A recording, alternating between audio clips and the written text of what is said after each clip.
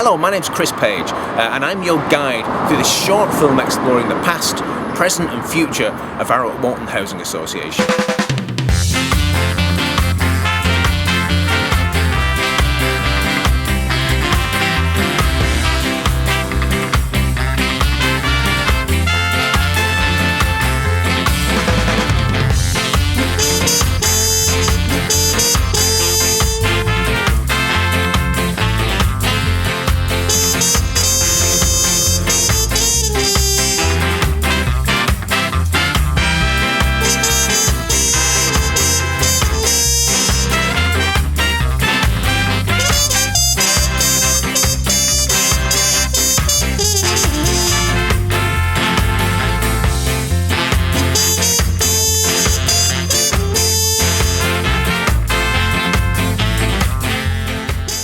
Behind me is the Nello James Centre in Whalley Range.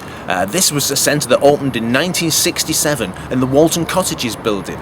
Its founders were brought here to protest against police brutality and the discrimination they were facing. And they put on a lot of activities. They had a day nursery, had 5 centres, and even a free university. And most popular of all was the regular dance nights and social activities. The political radicalism behind the centre was expressed in the name of the centre, Nello James. This was after C.L.R. James, the famous socialist intellectual from Jamaica, who I knew as the cricket correspondent with The Guardian. But most importantly for our story, this was the place where Walton Housing Association was born, and by 1990 had 65 properties in and around Whalley Range that serve the purposes of the educational trust.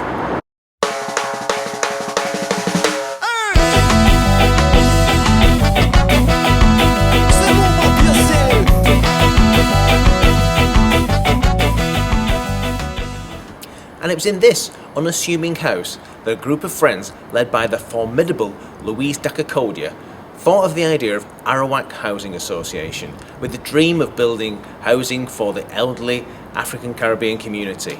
And their first dream was realised in Bougainvillea Gardens. This was followed shortly after by Antilles Close, and Louise went on to lead and play an active part in the association for the next 23 years, until her untimely death in 2008. I took the liberty of asking her successor, Andy Forbes, for a few thoughts on Louise's contribution. She knew everybody, and she always had time for everyone.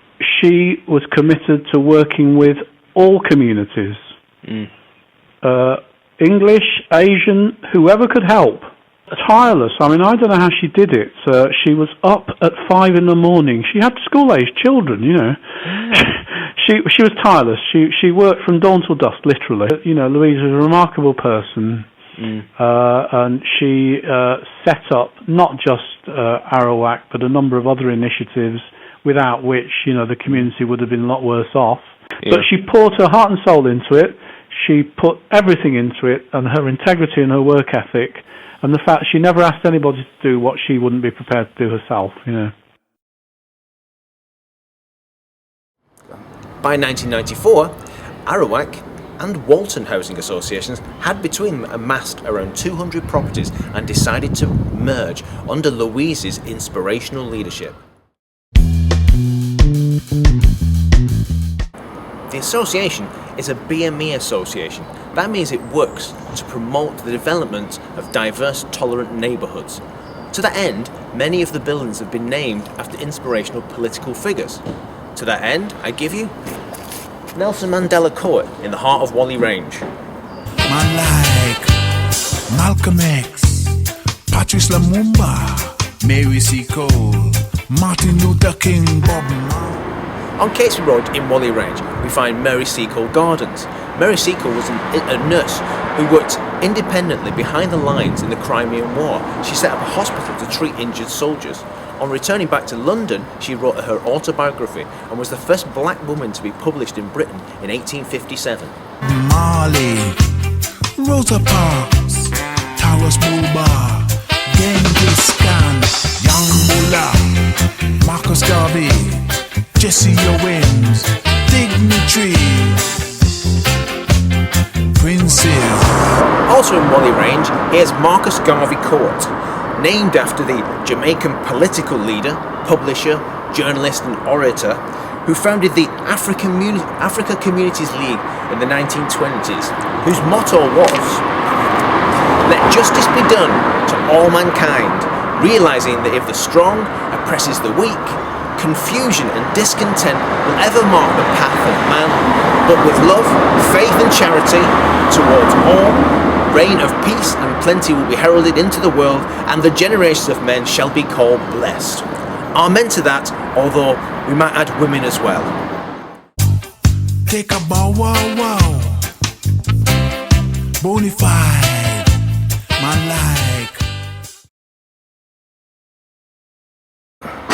Whalley Range, since the outset, has been the heartland for the association and now has 156 properties in the area. And here is a selection of just a few. Shite's music.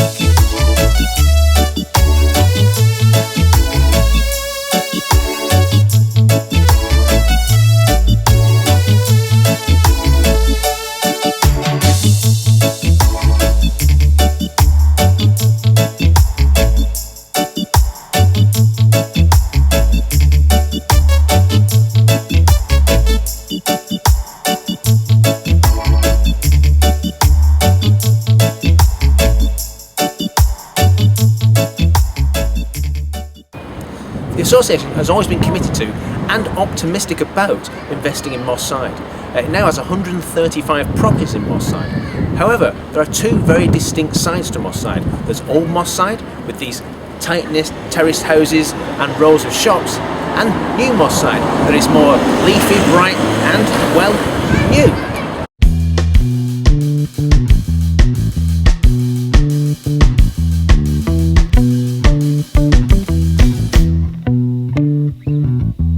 Also in Moss Side is Kahina Court.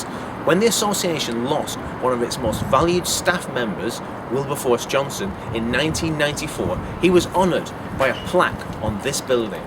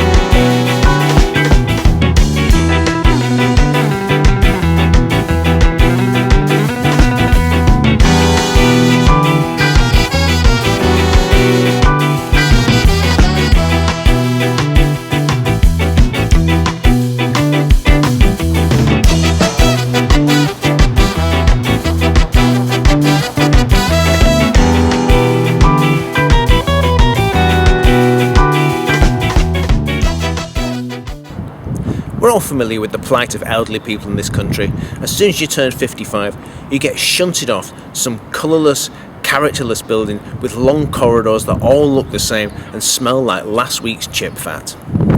Well, it doesn't have to be that way. Look at the shabby chic hotels for the mature metropolitan Mancunians that Arawak2 Housing Association has been developing over the last few years.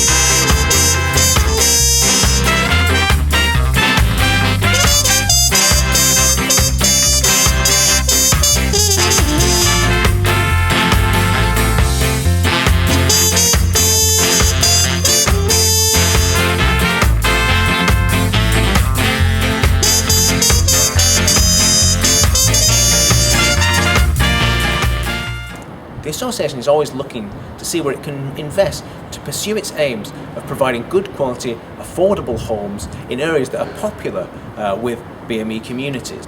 We've recently bought properties in Moston because we're aware that this is becoming increasingly popular with BME communities, particularly from Africa. Shapes music.